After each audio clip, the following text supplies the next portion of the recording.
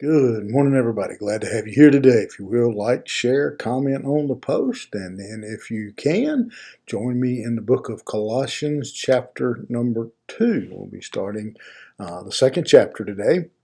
And again, we're going to cover kind of a lengthy section, so I'm not going to read it all up front. Again, probably cover part of it as we go, but you can take a moment, hopefully maybe later, and look over this passage. Again, Colossians chapter 2, and we will be starting in verse number 1 and go down to verse number 7.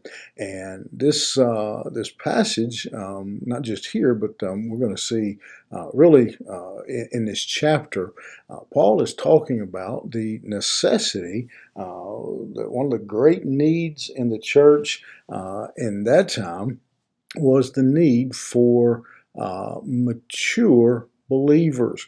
And that circumstance hasn't changed. That need may be even greater. Honestly. And by mature believer, we're not talking about older, physically age-wise, but he's talking about those who are growing in the Lord. And that's his desire here, that they would continue to grow, that it wouldn't just be we wouldn't reach a point where we think I've made it, but consistently, continually growing in the Lord. You really see that verse 6 when he says, as you received in Christ Jesus Lord, so walk in him, rooted and built up in him, established in the faith.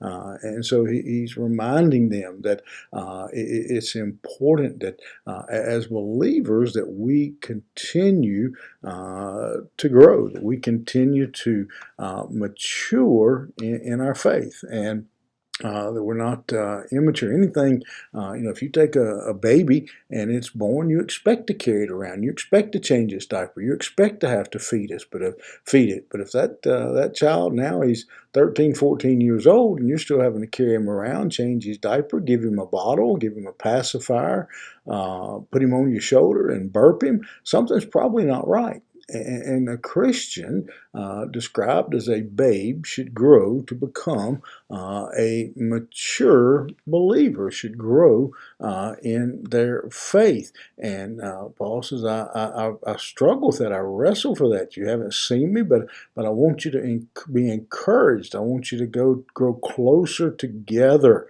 And so that, he says, so that nobody will confuse you with plausible, believable arguments, but that you will continue to grow. He says, I'm with you in spirit, rejoicing to see your good order and the firmness of your faith, that you are growing. And so he gives us here really some picture here of a mature believer. A mature believer is one, he shows us in verse 1 that's going to be concerned about his church, one that's going to be praying for his church, one that wants to see the best for his church, not just one who just drops in every so often.